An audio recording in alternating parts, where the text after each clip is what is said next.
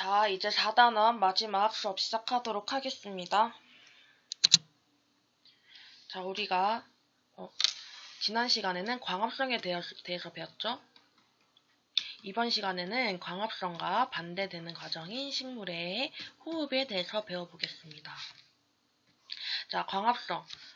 다 기억나죠? 광합성은 이산화탄소랑 물이 합쳐져서 빛 에너지를 받으면 포도당과 산소가 생성이 되죠. 자, 이 포도당은 양분이에요, 양분.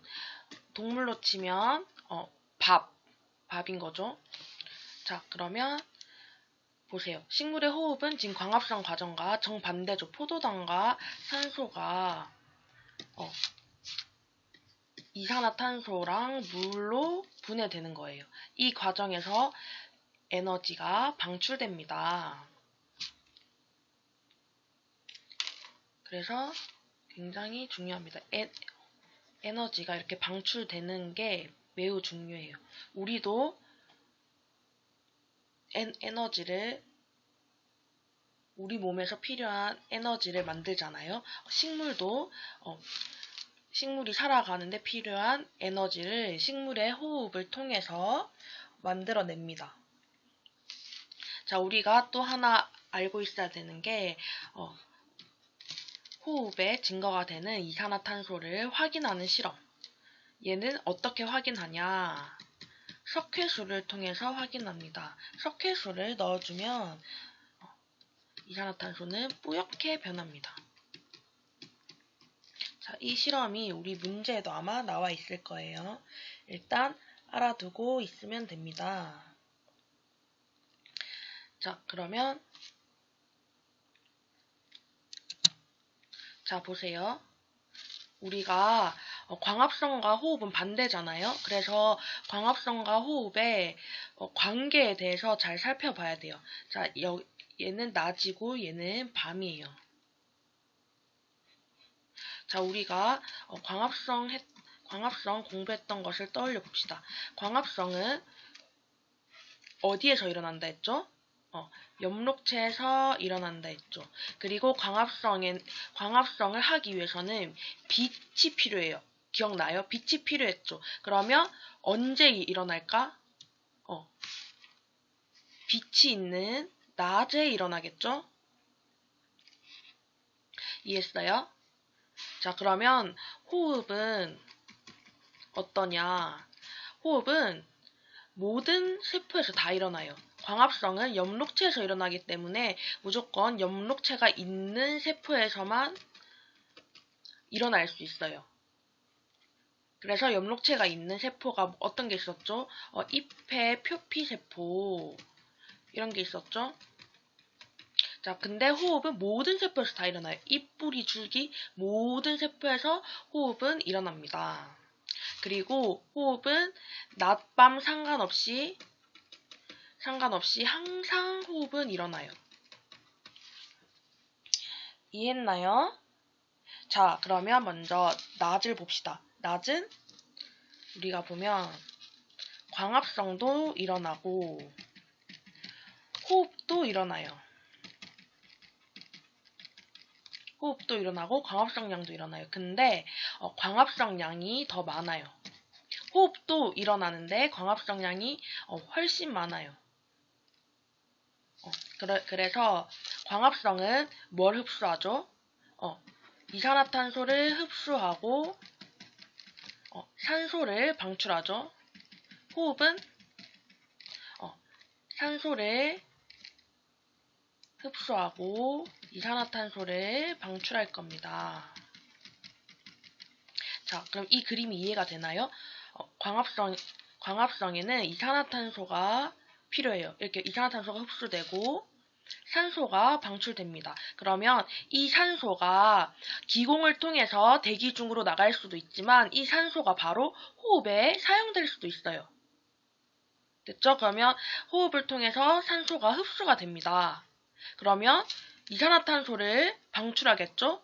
그럼 또 이 이산화탄소도 대기 중으로 방출되거나 이렇게 다시 광합성에 사용될 수 있을 거예요. 이해했어요? 그렇기 때문에 낮에는 광합성량이 더 많아요. 그러면 흡수되는 CO2량이 훨씬 많고 방출되는 O2가 산소가 훨씬 많을 것이다. 이것을 이해를 해주시면 됩니다. 자, 그 다음 우리가 밤을 살펴볼게요.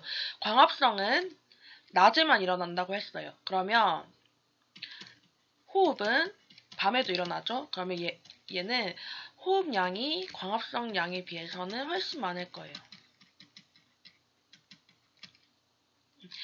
여기서는 근데 주의해야 될 게 광합성도 일어나고 호흡도 일어나는데 밤에는 광합성은 일어나지 않고 호흡만 일어난다는 사실이에요. 그러면 밤에는 산소가 흡수되고 이산화탄소가 방출되겠죠? 자, 호흡에서는 산소가 흡수하고 이산화탄소가 방출될 겁니다. 자, 이제 광합성과 호흡을 한번 정리해 볼 거예요. 광합성과 호흡은 반대되는 과정이기 때문에 매우 중요하겠죠? 자, 광합성은 물과 이산화탄소를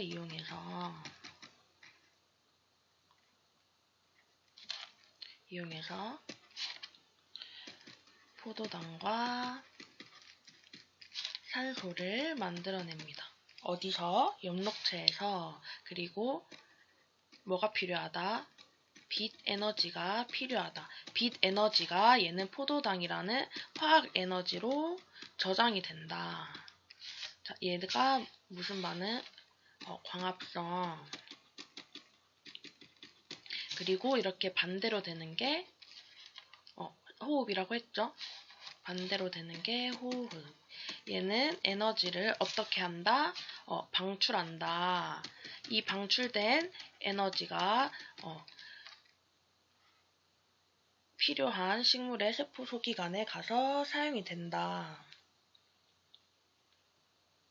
그렇겠죠? 자, 그러면 우리가 이 광합성과 호흡을 한번 비교를 해봅시다.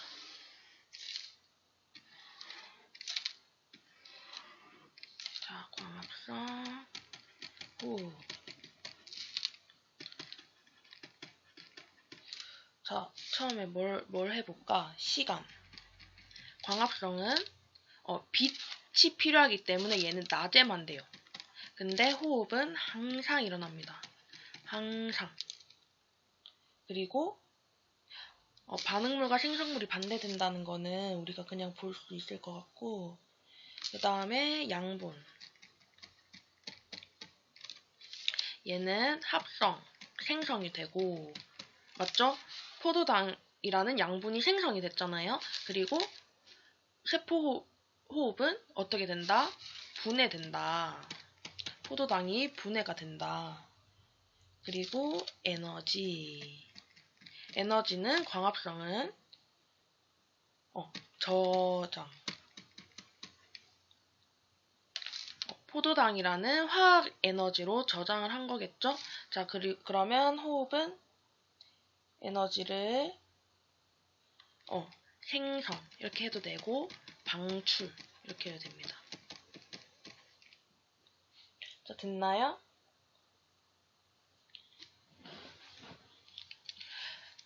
자, 그러면 반응물이랑 산물도 한번 써보자. 반응물. 광합성은 물과 이산화탄소. 이게 호흡에서는 생성물이겠죠? 산물이겠죠? 물과 이산화탄소. 자, 그러면 광합성에서 호흡에서 반응물은 반대니까 포도당과 산소. 이거는 광합성에서는 산물이겠죠? 자, 여기까지 모두 정리가 됐나요? 그러면 한번 넘어가 보도록 하겠습니다. 자, 이번에는 광합성 산물이 어떻게 이동하고 저장되어서 사용이 되는지 우리가 한번 알아볼게요. 자, 광합성 산물에는 뭐가 있을까? 광합성 결과 우리가 포도당과 산소가 만들어지죠. 자, 근데 이 포도당이 양분이죠. 얘가 우리 몸으로 치면 밥이에요, 밥. 음식물. 자, 근데 이 포도당은 물에 잘 녹아요. 근데 보세요. 식물은 뿌리에서 물을 흡수하죠. 근데 포도당이 물에 녹으면 포도당을 사용할 수 없겠죠. 그래서 얘는 잎에서 광합성이 돼서 포도당이 생성이 되면 바로 뭘로 저장한다? 녹말로 저장합니다. 녹말은 물에 녹지 않습니다. 그래서 녹말로 저장을 합니다. 자, 그런데 얘가 광합성이 잎에서 일어나요. 근데 이 영양분을 줄기에도 줘야 되고 뿌리에도 줘야 되고 다 나눠줘야겠죠. 그러면 이 양분의 이동 통로가 체관이에요. 체관. 양분의 이동 통로가 뭐다? 체관이다. 우리 지난 시간에 물의 이동 통로도 배웠죠? 물의 이동 통로는 뭐다? 물관이다. 자, 그러면 양분이 체관을 통해서 이동하게 됩니다. 언제?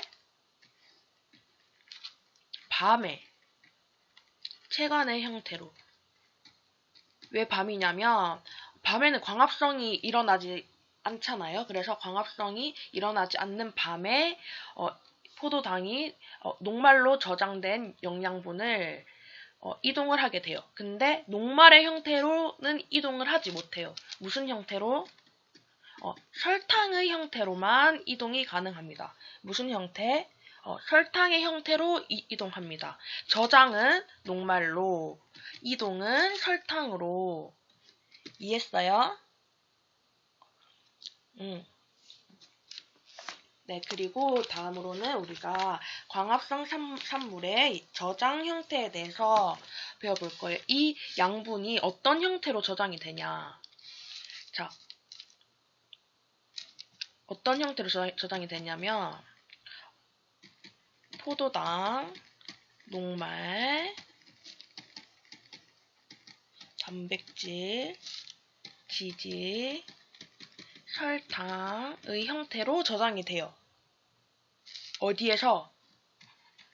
잎, 줄기, 뿌리, 씨, 열매 등에서 이러한 형태로 저장이 됩니다. 저장.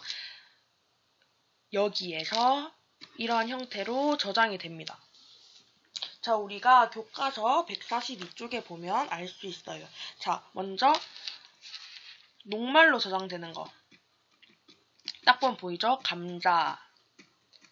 그리고 또 뭐가 있냐면 고구마가 있어요. 감자 같은 경우에는 줄기예요, 줄기. 그리고 고구마는 뿌리. 그 다음으로 교과서에서 설탕으로 저장되는 거 보이죠? 설탕으로 저장되는 거는 사탕수수가 있겠죠? 사탕수수는 줄기입니다, 줄기. 자, 그 다음 포도당으로 저장되는 것도 있어요. 포도당은 포도겠죠? 포도는 뭐냐? 열매입니다. 그 다음 뭐 있죠? 그 다음 단백질로 저장되는 거. 단백질로 저장되는 거는 콩도 있고 팥도 있어요.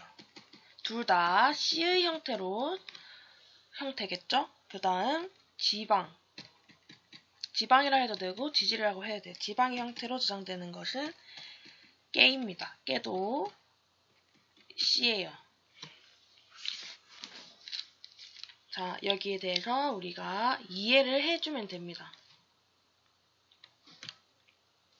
자, 그 다음에 광합성 산물이 어떻게 사용이 되냐. 자, 이 광합성 산물은 식물의 생장에 사용이 돼요. 식물이 쑥쑥 크게 해줍니다. 그리고 식물이 호흡할 때 에너지원이 되어줍니다. 자, 우리가 포도당과 산소를 이용해서 호흡을 했죠. 그렇기 때문에 포도당과 산소가 호흡의 에너지원이 될 거예요. 자, 이제 463번부터 문제를 풀어보겠습니다. 다음은 식물의 호흡 과정을 식으로 나타낸 거래요. 자, 식물의 호흡은 포도당과 산소를 이용해서 뭐랑 뭐를 만들어낸다? 이산화탄소랑 물, 그리고 에너지가 방출이 된다. 464번 식물의 호흡에 대한 설명. 식물의 호흡은 밤에만 일어나나요? 항상 일어나죠. 낮밤. 땡. 식물의 호흡은 잎에서만 일어납니까? 아니죠. 잎, 줄기, 뿌리 모든 기관에서 다 일어날 거예요. 그래서 얘도 X. 디귿. 호흡에 필요한 포도당은 광합성 결과 생성된다. 맞습니까? 맞죠? 광합성 결과 생성된 포도당을 이용을 해서 호흡을 하게 되는 것이죠. 자, 그 다음 리을. 호흡 결과 생성된 에너지는 식물의 생명활동에 사용된다. 맞겠죠? 식물이 살아가는데 필요한 에너지를 호흡에서 만들어내는 것입니다. 답은 디귿 리을. 다음 465번 식물의 호흡에 대한 설명. 식물의 호흡은 밤에만 일어납니까? 아니죠. 조금 전 했죠. X. 항상 일어난다. 식물의 호흡은 엽록체가 있는 세포에서만 일어난다. 얘도 X. 모든 세포에서 일어납니다. 모든 세포. 엽록체가 있는 세포에서만 일어나는 것은 광합성이겠죠. 자, 식물의 호흡은 뿌리, 줄기, 잎에서 모두 일어난다. 맞나요? 맞죠? 자, 식물의 호흡은 양분을 분해하여 에너지를 얻는다. 맞죠? 포도당을 분해해서 에너지를 만들어내죠. 호흡 결과 생성된 에너지는 식물이 살아가는 데 필요한 여러 가지 생명활동에 사용된다. 맞습니다. 다음 466번. 그림과 같이 두 개의 비닐봉지 A, B 중 B에만 식물을 넣고 밀폐하여 암실에 하루 동안 둔 후 다음날 비닐봉지 안에 기체를 석회수에 통과시켰을 때 석회수가 뿌옇게 흐려지는 비닐봉지에 기호를 쓰세요. 자, 우리가 먼저 봐야 될 게 식물을 넣고 밀폐해서 암실에 뒀대요. 밀폐해서 암실에 뒀다는 거는 뭐를 못하겠다? 얘는 무슨 뜻이다? 광합성을 못하겠다. 왜냐하면 광합성은 빛이 있어야만 할 수 있기 때문에 밀폐해서 암실에 뒀다는 것은 광합성을 못하겠다. 그러면 뭐만 일어났다? 호흡만 일어났겠죠? 호흡은 항상 일어나니까 호흡만 일어났다. 자, 그러면 우리가 호흡 결과 발생하는 기체가 뭐였죠? 이산화탄소였죠? 여기 보시면 자, 이산화탄소 비닐봉지 안에 기체가 이산화탄소겠죠. 이때 석회수에 통과를 시키면 어떻게 되죠? 이산화탄소를 석회수에 통과시키면 뿌옇게 흐려지죠. 자, 뿌옇게 흐려지는 비닐봉지에 기호를 쓰래요. 그러면 석회수가 뿌옇게 흐려지는 식물은 호흡을 했다는 뜻이겠죠. 호흡을 했다. 이 말은 호흡을 했다. 그러면 식물이 있어야 호흡을 하게 되겠죠. 그러면 답은 뭐다? B. 그러면 467번 표는 식물에서 낮과 밤에 일어나는 기체 교환을 비교하여 나타낸 것이다. 자, 기체 교환. 낮에는 어떻고? 자, 우리 한번 다시 써볼까요? 물. 이산화탄소가 포도당과 뭐가 만들어지지? 산소. 이게 광합성. 그리고 이게 광합성이고 이게 호흡이에요.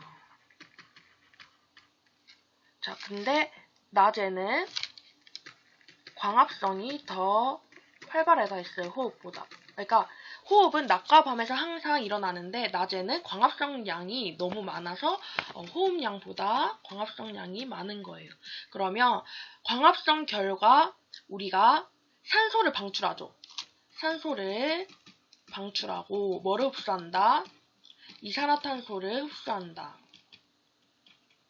광합성량이 더 많기 때문에 방출하는 산소가 훨씬 많고 흡수한 이산화탄소가 훨씬 많게 되겠죠. 그러면 낮에는 어떻다? 산소는 방출, 이산화탄소는 흡수. 자, 그러면 밤에 봅시다. 밤은 호흡만 일어나죠. 그러면 호흡 결과 산소를 어떻게 흡수하고 이산화탄소는 방출하겠죠. 자, 그러면 밤에는 산소 흡수, 이산화탄소 방출. 이해했나요? 자, 다음으로는 468번. 그림은 식물에서 낮과 밤에 일어나는 기체 교환을 나타낸 것이다. A에서 D에 해당하는 기체의 이름을 쓰세요. 자, 광합성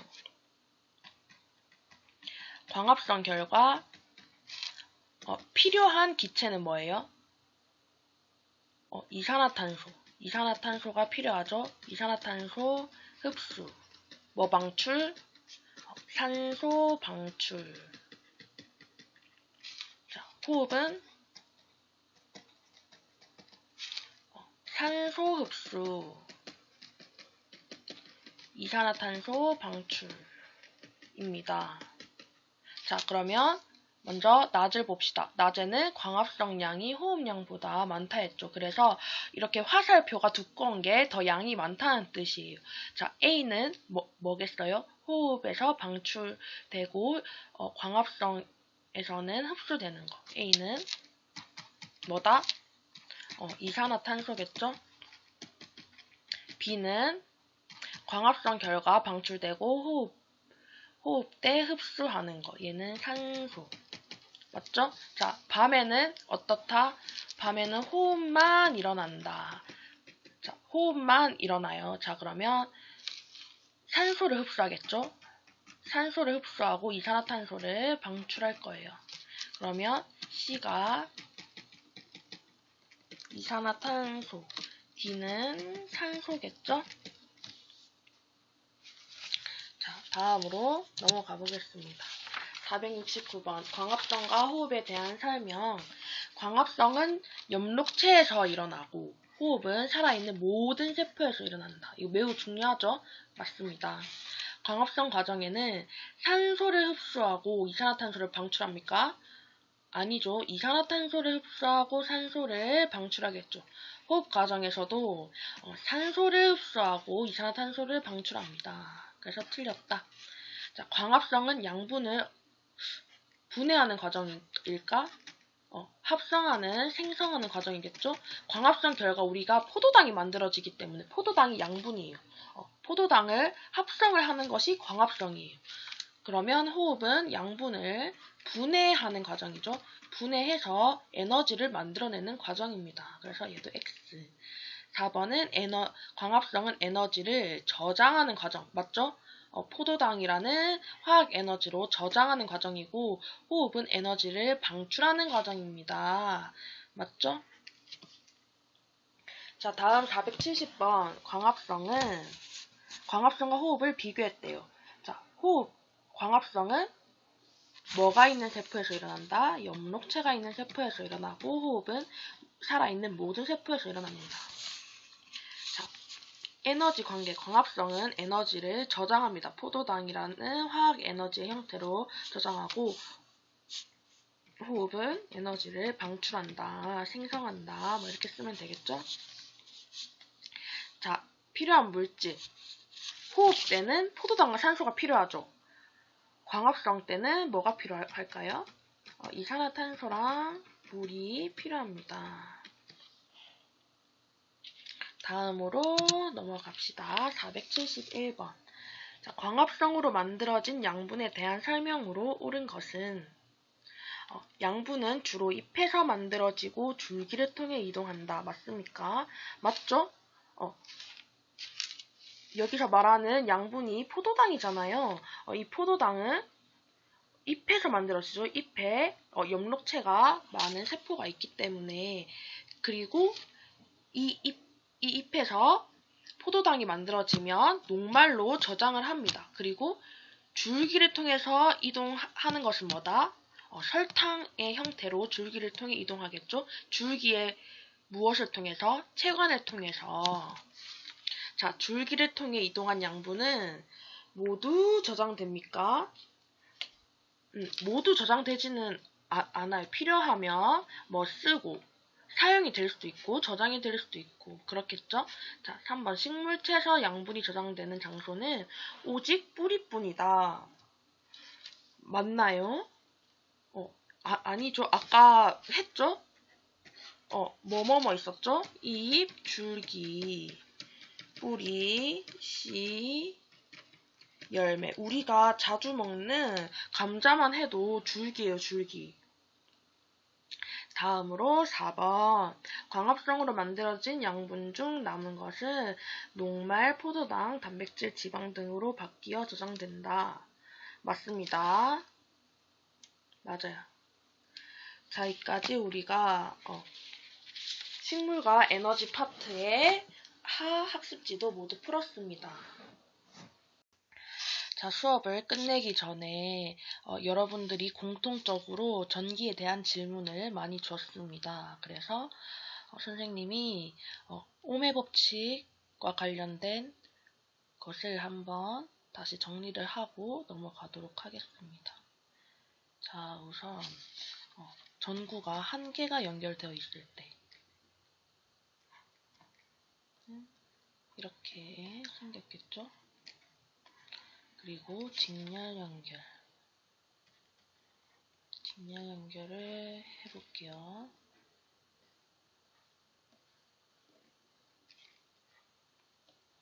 그림을 못 그려. 직렬 연결, 그다음 병렬 연결.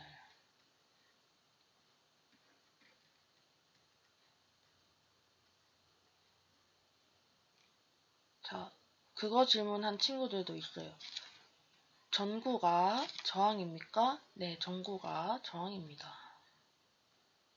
자, 그림을 좀 못 그렸지만 이렇게 쌤이 그려볼게요. 자, 이 전구를 A, B, C, D, E 이렇게 쌤이 써볼게요. 자, 직렬 연결에서는 무엇이 같다고 했죠? 전류가 같습니다. 전류가 IB랑 IC가 같아요. 그리고 전체 전류도 같습니다. 전체 전류랑 B 전구에 걸리는 전류와 C 전구에 걸리는 전류가 모두 같습니다. 자, 그러면 병렬 연결일 때는 뭐가 같다 했죠? 전압이 같습니다. 그러면 D에 걸리는 전압과 E에 걸리는 전압이 같습니다. 그리고 이것은 전체 전압과도 같습니다. 이것은 외워줘야 됩니다. 자, 다음으로는 이제 얘는 전체 전압이 그러면 어떻게 될까요? 일단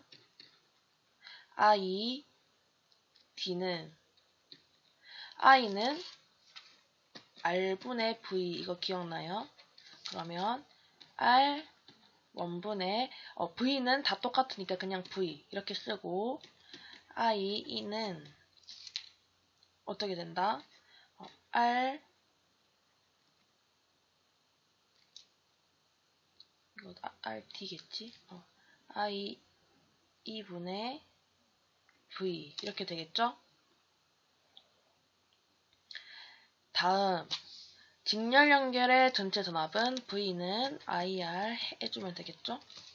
자, 그러면 VB는 IB 곱하기 I는 다 같으니까 그냥 I라 써주고 RB. 자, 그러면 VC는 IRC 이렇게 되겠죠? 자, 근데 이것은 여러분들이 지금 몰라도 됩니다. 자, 이것과 이것이 중요해요. 같다. 이게 중요합니다. 자, 그러면 저항, 전체 저항은 어떻게 될까요? 자, 직렬로 연결하면 저항이 길어지는 효과가 있다 했죠? 이렇게 저항이 길어지는 효과가 있어요. 저항이 길어지면 어떻게 되죠? 저항이 길어지면 저항이 증가한다. 그죠? 저항이 증가하면 어떻게 된다? 저항이 증가한다. 저항이 증가하면 전류는 어떻게 돼? 저항이 증가하면 전류는 감소하겠죠? 이해됐습니까? 그러면 전체 전류는 감소합니다. 이해했어요? 자, 이거를 헷갈리면 안 돼요. 전류가 감소하는 것과 전류가 같은 것은 다른 말이에요. 자, 여기 전구가 하나 연결된 것보다 직렬 연결로 되어 있을 때 전류의 세기가 약합니다. 그래서 A보다는 B와 C에 걸리는 전류의 값이 약해요. 그러면 전구의 밝기가 약해지겠죠. 이게 이해가 됐어요? A보다 전구 B, C가 전구의 밝기가 더 약해요. 그런데 전류의 세기는 B랑 C가 같다. B랑 C의 전류의 세기는 같지만 전구 A에 비하면 전류의 세기가 약하다. 이해했어요? 자, 그러면 병렬 연결로 가봅시다. 자, 병렬 연결 같은 경우에는 저항의 단면적이 커졌다라고 말할 수 있다 했어요. 그러면 저항의 단면적이 커지면 저항은 어떻게 된다? 단면적에 반비례하기 때문에 저항은 줄어든다. 그러면 저항이 줄어들면 저항과 전류는 또 반비례하기 때문에 전류는 증가합니다. 자, 전체 전류는 증가해요. 얘는 전류 값이 D랑 E가 만약에 같은 전구를 쓰면 같겠지만 다른 전구를 쓰면 다를 수도 있어요. 저항 값에 따라서 전류의 값이 달라져요. 그렇지만 전체 전류 얘랑 이 전류의 값과 이 전류의 값이 합하면 전체 전류의 값은 증가한다 그 말이에요. 얘는 왜냐하면 전류의 값이 얘랑도 같고 전체 전류의 값도 얘랑 같아요. 근데 병렬 연결 같은 경우에는 전류의 값이 이 전류랑 이 전류를 더해야 전체 전류의 값이 나와요. 그렇기 때문에 얘는 전류가 증가한다 이렇게 말할 수 있겠죠. 자, 이까지 이해를 하고 만약에 또 이해를 못하는 친구가 있으면 쌤이